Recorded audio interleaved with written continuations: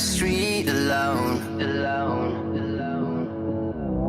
Her head was down, face locked onto the phone. And I wished I'd had a number so I could be color unknown. And then I tell her to look into my eyes and never let it go.